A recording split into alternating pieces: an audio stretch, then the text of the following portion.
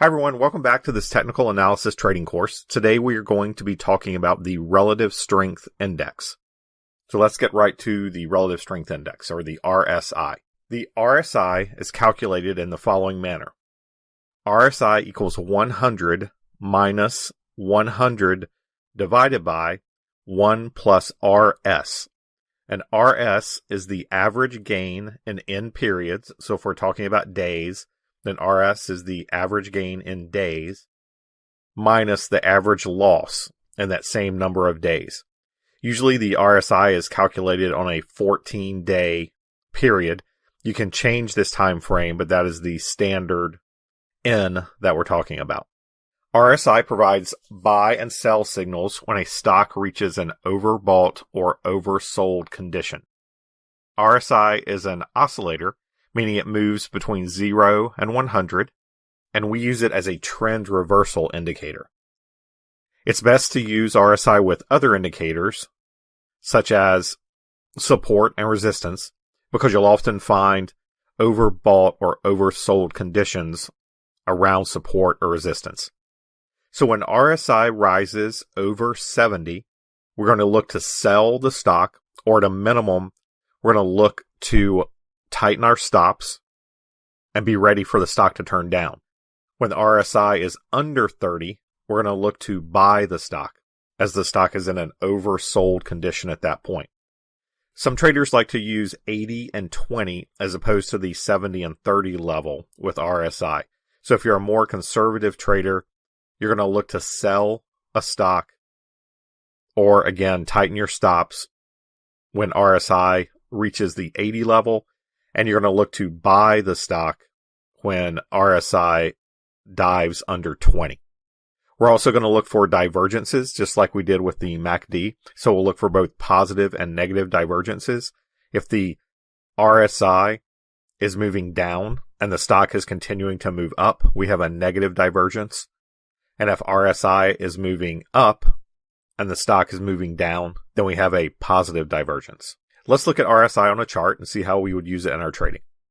Let's use a chart of Tesla to look at the relative strength index. So here we have Tesla, TSLA, which is typed in the upper left portion of our TradingView screen. We're looking at a daily chart, and we're going to go to Indicators and type in RSI. We see the relative strength index. Places the relative strength index at the bottom of the screen. And we can see in mid-June that the RSI gave us an overbought indicator. This line represents the 70 level. The RSI went through 70 and actually went up to around the 78 level. So this was giving us a sell indicator, and we would either sell or tighten our stops if we are long the stock at this point, which had been in an uptrend here.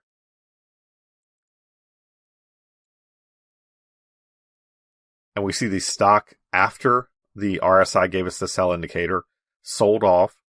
The stock had been trading, it went to a high here of 373.73. And then in the sell-off, it went down to a low of 286.13. So that was a nice move down in the stock with the sell signal provided by the RSI. The stock bounced, and we got another sell signal on the RSI here when it touched 70. So on this strong move up in the stock, the RSI was telling you that the stock was overbought at this point. And again, we would either sell our position or tighten our stop at this point. The stock trended down, and we actually get a buy signal in early September. Here the RSI gives us a buy signal as it drops through the 30 level, telling us the stock is oversold at this point. And we get a nice rally in the stock from around 260 up to around the 315 level. So that's the RSI with Tesla, but let's zoom out a little bit. And what we'll see is that the RSI, if we draw in a couple of trend lines, We have support here around this level. We have resistance here, which the stock did move through, but then came right back through within a day or two in each case. So if we had used resistance and support along with our RSI indicator, that would have given us more confidence that the trades were correct at this point. RSI is an oscillator that is best used, if you can use, with a support and resistance level. So that's RSI combined with support and resistance in the stock of Tesla. I'd like to thank you for watching this video on the Relative Strength Index. In our next video, we're going to be talking about a couple of reversal indicators, a double top and a double bottom. I look forward to seeing you in the next video.